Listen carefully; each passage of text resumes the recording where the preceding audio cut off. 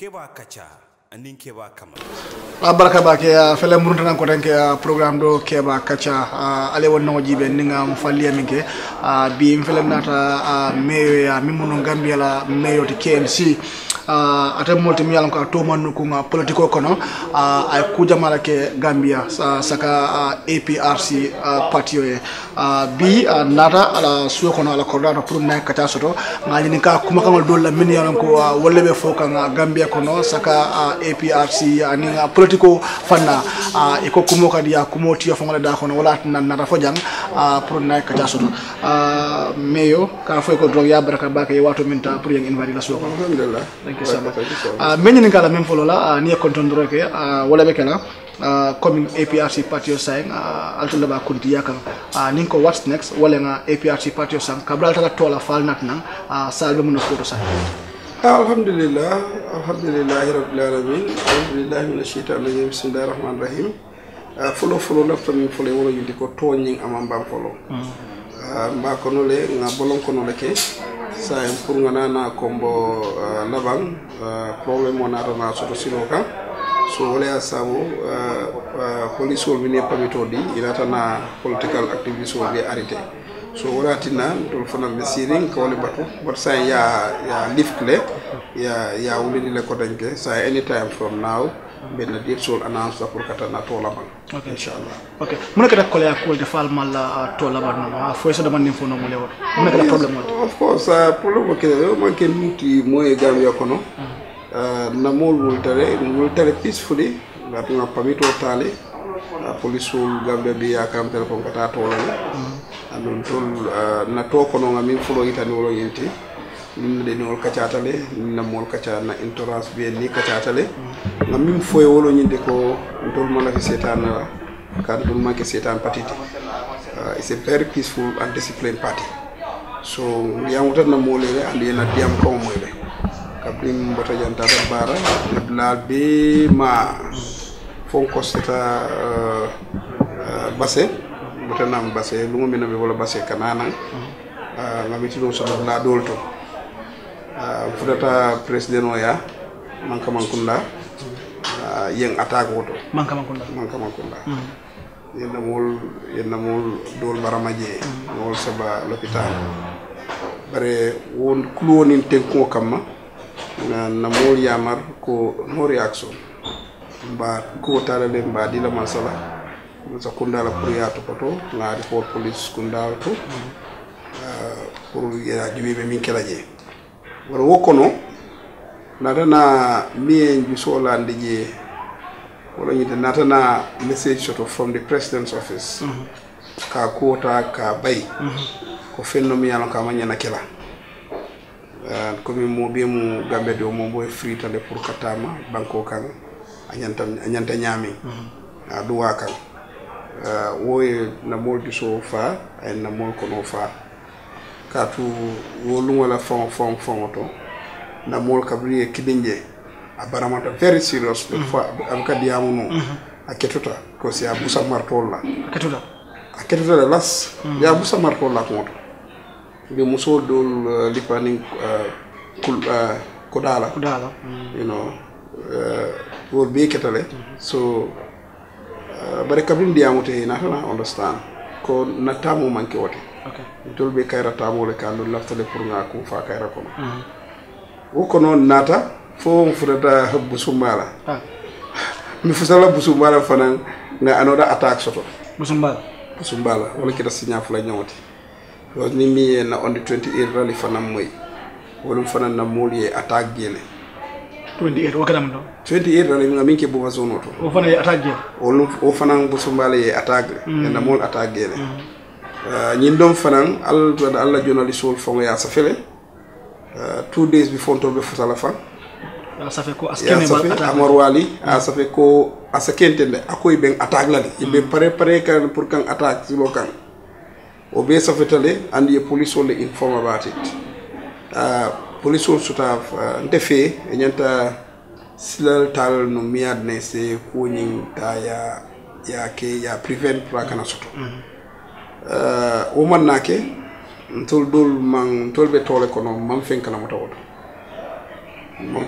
woto but natale fo silo kan na molen report o Kenya nan ko ata dulla most of the national executive committee members will be tambita ina nan inform ko yena mol attaque ko tanki silo kan so natana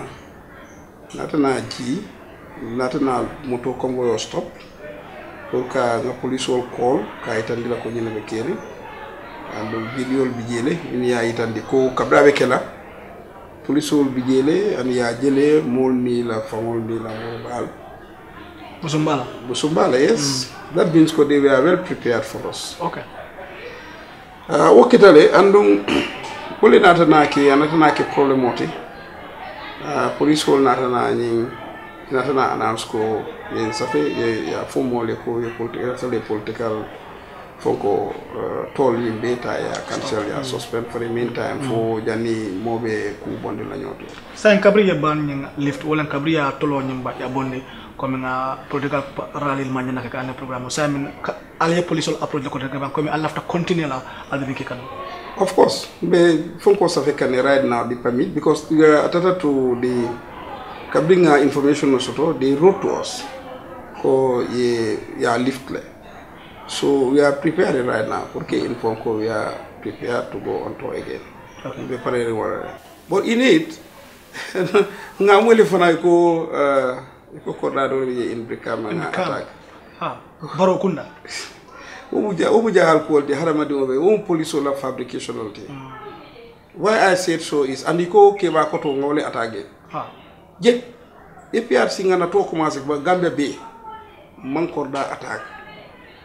Man korda ma flagol be dulal beto you dibinka flag other flags wol baby silo kang sula baka nyam wol baby wol kang nga tambi satele ka fu me ko baro kunda sate mu me ka ho dame ko baro kunda nga tambi manka man kunda dawan ko president fo bota woltu nga tambi bansanna dami yalon ko nga jigi ko UDP la leader bota woltu nga tambi wol bela tous manke nga rule wo nyama fo nga futa Brikama nga tambi Brikama sate kono bela foy ko korda ya dami safi ko ya safi ji baro kunda ndol ma karam tade police sol len kalamuta ndi wala lungo minen tata je lungo mena yen vaande dara je wolni nga kalamuta e ko police ko mo dole fana ye report ko laale je ka fa dami baro kunda na moli o jele baro kunda de jita ye keba koto le li faji ko keba koto ngalo mo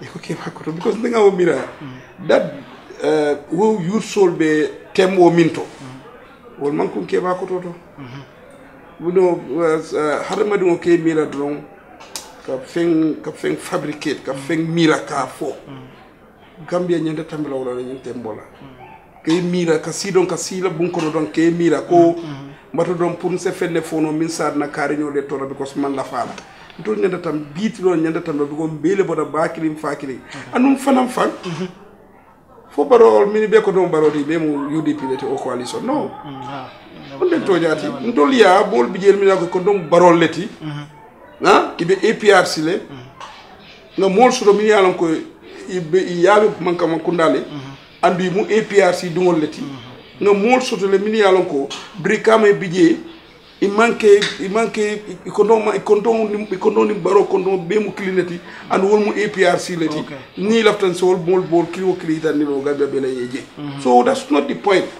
So ite balon na nyaari lebi move ka ite you are traveling guy ite be move ka ite bi tama kan ini la kilo ni la kontano fentem foye kontano min so na bolon kono ye min fo mo leje yaaje ko mol man ne la moy walla ini wo kontano binaka kontano be minna wo ka fitino bondi andu APRC ma ke fitina patiti okay so aketa wala nyama nganata moy wolde ko kita so wo mo ku kaw kar mbalti okay idi am da kibar kaytolo bi ngaja kibar kaytolo gay ko meyo ko di Yaya Jammeh I know do not kill nga Yaya Jammeh min long abuka farke abuka mo ki preta mo fa yalla tol jonali so ni mo diam do alkata alia asupa jalang adiata ale nyama man ka jonali sol bet no asake no ba fo no wala nyama I can say that because ngam info mo ende nyini ka wala ko ndenga mo min long nte ma long wala okay asake no ayke ay ta malo wala malo wala because ntena la tarobe nene man si dulatu da mi yalanko nga fen kacha mi yalanko atata mi yalanko abe hadama dum batande ntena te so ngula nan ko nga min long ato ko nga min long ato anu ay min yitandinte la ko ni ndate hani duntuma long ata fa no la ay mi yitandinte la ko fo de ya jam ha ami yitandinte la anu ma right to pour ko fo because nde fanan at least nga suti an dum min kyala nak fanan ka kacale nden nan nena man na man security ko kacha o man ket na do minti na tema fen mu ñaato tati nkala fle pour ka pousa kam pour ayake okay deka pare pour ay okay bare pour ka foko a hena jena ko mi ay mole fa ay mole ki prada mol fa ay ñille ke ay ñu suñarol ke de tawlo na I will never do that so wala nan ko ngamin ndede nga yaaja min lo ndenga ngalo nyami ndenga lo nyami amanke mo fa ndefe maaji ay mo fa nte ma foko momam faabulu de nkonde yaaja me de maaji halinte mo semi witness to ka ko ha officially it has been done it was not yaaja me it was the law ko lo mo ko don tol min fata mo luwat yaaja me ma wol sentence to death yalla bol kajina wala de yaaja me ma wol sentence to death wol luwale wol sentence to death ñanda fala iko luwale ko ñanda fala de tol ma fo de yaaja me ma fo itole kay ko anyanda fala luwa ko anyanda fala le sa ya reservable pour ya sign prior ke ko to sa sign no so it's the law wo mu luwal da so any other thing mi la takan malong I cannot witness that because nene man involved in any security issue okay during his era kibarol fintita kibar kaytol fintita saka kabrata ka fo ko si señor daba marena ñol mol bi jël min yalla ke e to fo deda haydara ñol ndur cham ñol ibe tol fintitale andi ko I fatale andu ya jamet bulo bi jëla bulo man sene aka as possible as a keno gadete fenno woto dete wollo nola yenan tawollo nola te am civilian yes I mean naman sakunda lebe in government but more than the cooking remember ko the executive and in the politicians fatatale okay nte ko cabinet meeting attend bon kadi APRC la national executive meeting no yeng attend baw during kam yaajama bi jang through the ranks of the APRC I'm number 4 oh the ranks okay through the ranks of the APRC yaajame the vice president you have our general secretary and you have me as a national mobilizer general so until marli minna more in my role as the political mobilizer is I am the chief field operator until like a political tamandi duma until kata molia ke convinced to join the APRC until like a program so organized for us to have a program dulani dulalto until like a more encourage pour kaje komi ya make so komi APRC balondi la tundol kan until ni structure so ka doko ke baki no lo njelde apart from that government masa kunda la yaaja mela mo appoint to be minister na haji tije ala mo bayo na haji tije ala government ala aba tawandi la nyami na haji tije omo ala anatelty anala minister sol because even anala minister sol na liye korosi opposition ol bijele ala minister sol yes of course I opposition ol appoint like a minister what sort of that okay so we have nothing to do with the APRC party popular tanum baake adarajata anu bi le fala me dajali landslide alkawla soto ha bi fonsa soto nole December 4th election min keta 2016 IEC na dafo alman gagné mu nek problème you see iko avo jibo nolondo mota ko nola ndol fonka mira ko that's the reason why they refuse us to go to the courts alwintal nko ntol fe that's the reason why they refuse us to go to the courts. Do they refuse you to go to the courts? They refuse us to go to the courts. No. Both the international community and in the rest, they don't want us to go to the courts. You know why? What because look at it. For the first time in the history of this country, election results are announced twice. Let us not look at, let us take Yaya Jammeh out of it. Let us see ourselves as Gambians. Ngam fanjiwe fo ntol kilo clean ningo kitan tol kilo clean na fo anything like that te soto no la sondo miro to kotenki. Killing. Ye election results only announced. Iko ye APRC dang over 50,000 votes there. Yes, for another 5 days senana. For President mi winter I congratulate. For our program will start pour ka fala mole ko sai ni ñu mol tombo ñu leen mol tombo pour yesi ya jube hein ya jube sai smooth transition be kala nyaade for the handing over. 5 days later ya announce ko ten ke ko hani de mistake the result sol tole.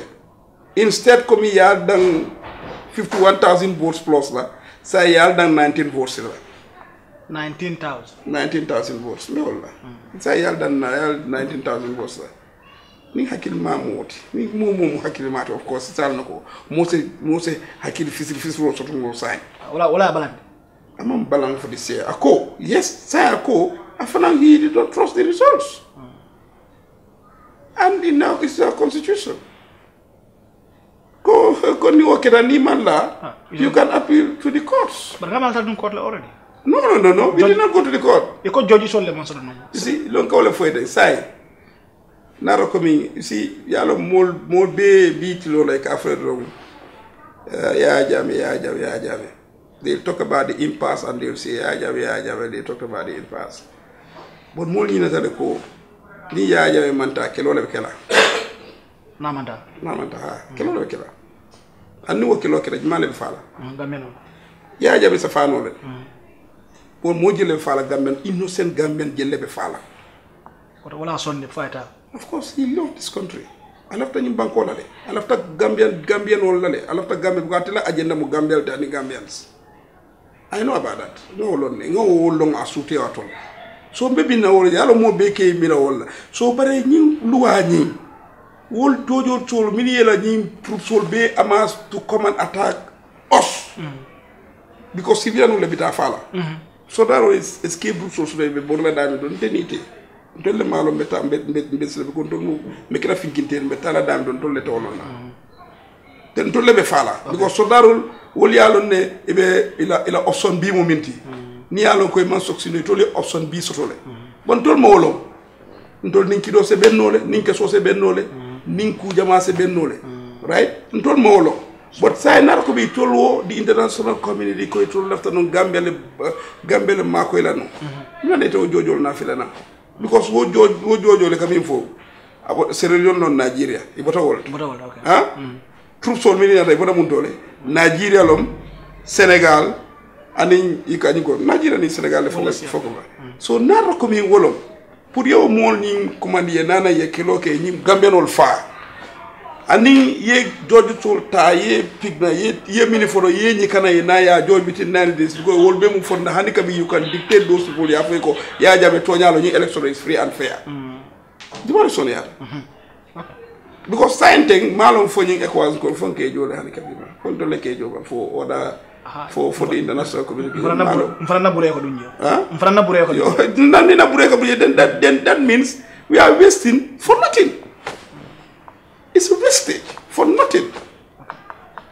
But commissioner to moldi am to je ko di cool for je ka for lot of millions of dollars mi yalanko e ko ya Jammeh ya mismanage la comme ama dundi ya tan ita mo molti mi yalanko e nekata ya Jammeh bala baki wala fo ko mo sota comme amman ko do fana manage no kuke ay Gambia la ko do tinyal tela la wala for ne ya proof ya non tante ndiamo ici the commission is just inquiring. I don't want to talk about more about the commission because I'm invited and I'm invited to the commission. So that means I'm fan batandika. You understand? But what I am saying here is near proof to the Gambian people. Could they told I mean be inquiry be kirente ya Jammeh la Karola. because hani kabi is not coming tonyalo amon lo follow coming tonyalo let people don't see it coming right now te mi bebe ke kan coming so no tonyalo allegation slum okay to say ko e ndede nyin ko nangam anu mi fo be kafu ala jube be kafu ko ndara ya jamele anga ko nyin tanga hanu baya ikata pati le fo ko wala adi yala jamaa bebe kono some of the millions kabe ko ndede malonde ka ko EMEA tax can take millions of dollars from the coffers of the state EMEA tax wose o tano jele EMEA telephone call from another person can just take out millions of dollars.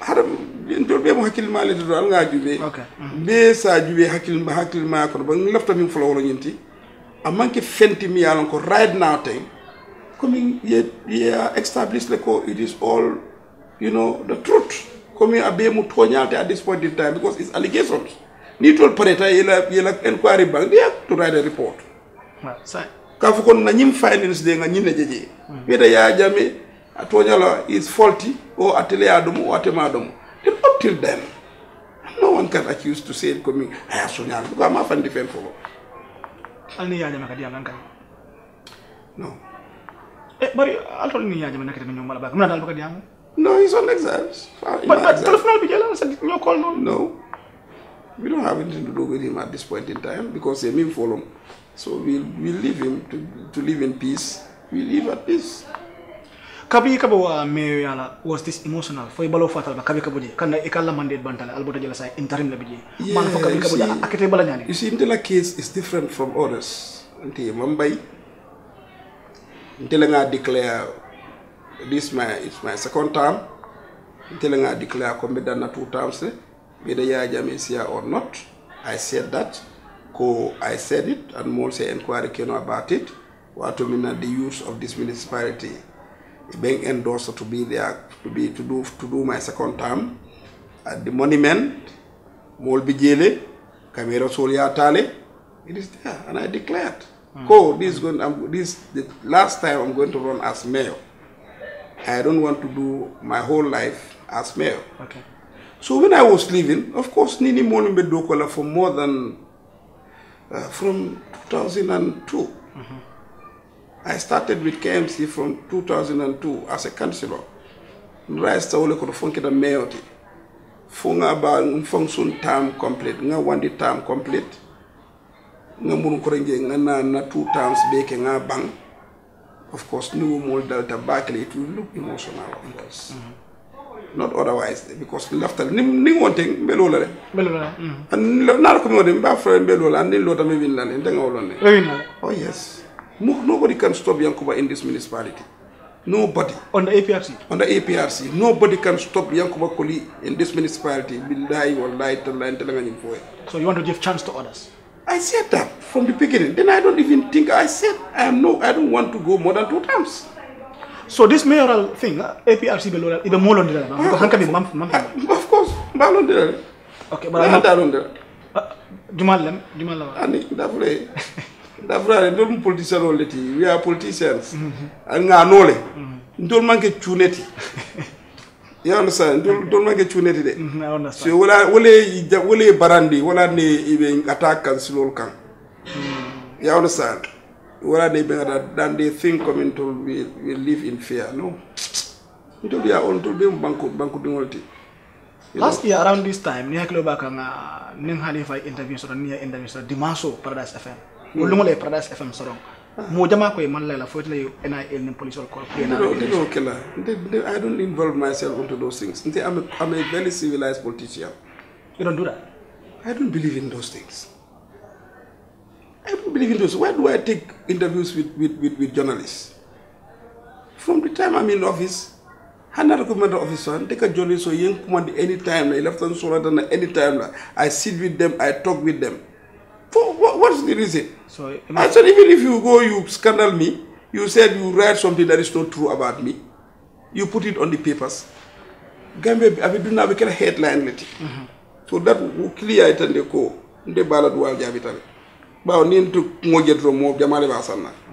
yalo mo dol bi se ko je mo newspaper to mo ta sama man ta sapukande but no duwa jabolti nimbo do ni okay you are popularizing me because even ko dundi la cordal bele kono foy ko yago le suñaro le keba bay yago natalo bi even ko dundi la cordal bele that's a propaganda for me ngana mbe jabi la ko yemi photo nyande ndema ministre nge challenge ko iko nge so nge challenge ibe fana sa be bakira headline leti ngum kilo nge bo le kelaje ngum kilo bita cordal bele to that's propaganda of you. Then why should I run away from the journalists? The reason, Kabir interview, I was happy.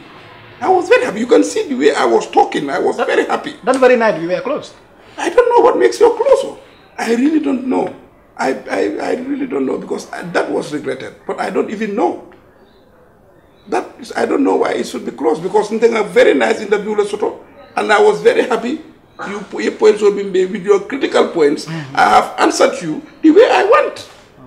And I know I'm answering the form content and answering community. Okay. So I was very happy. Okay. So barka ba ke ba kacha yankuba calling at lesoto bi kachal dol mina mi ko nimmo jama be kala kala ka je ka temta wato min ta ko den ke pour ay invite la suko no pour na kacha ni soto barka ba.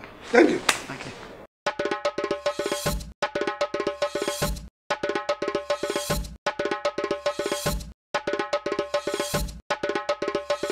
Keba kacha anin keba kama